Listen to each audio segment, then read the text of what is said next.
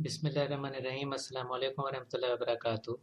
इस प्रोग्राम में हम आपको बताएंगे बड़ी आंतों की तकलीफ़ या बीमारी के लिए आज़मूदा अमल के बारे में, जिसको करने के बाद इंशाल्लाह मरीज़ को ज़रूर शिफा हासिल होगी। बड़ी आंतों को इंग्लिश में कोलोन कहते हैं। अगर किसी शख्स को कोलोन, लार्ज इंटेस्टाइन यानी बड़ी आंतों की तकलीफ़ हो या कोई बीमारी हो तो वो शख्स खुद या इसके घर का कोई फ़र्द पहले वज़ू करे।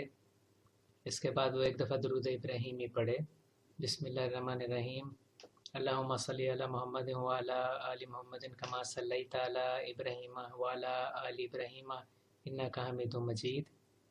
अल्लाहुम्मा बारिक अला मुहम्मदिन व अला आलि मुहम्मदिन कमा बारकता अला इब्राहीम व अला आलि इब्राहीम इन्नका हमीदुम मजीद। इसके बाद वह शख्स एक दफ़ा सूरह मुल्क पढ़े, फिर वो 5 दफ़ा सूरह रहमान पढ़े, इसके बाद एक दफ़ा सूरह यासीन पढ़े, फिर एक दफ़ा दुरूद इब्राहीमी पढ़े।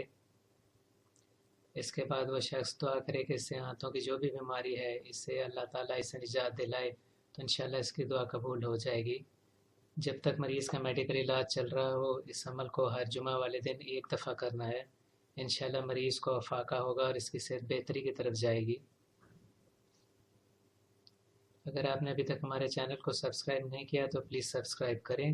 इस वीडियो को लाइक और शेयर करें ताकि ज़्यादा से ज़्यादा लोगों को इसका फ़ायदा पहुंच सके। इजाज़त दीजिए। अल्लाह हाफ़िज़।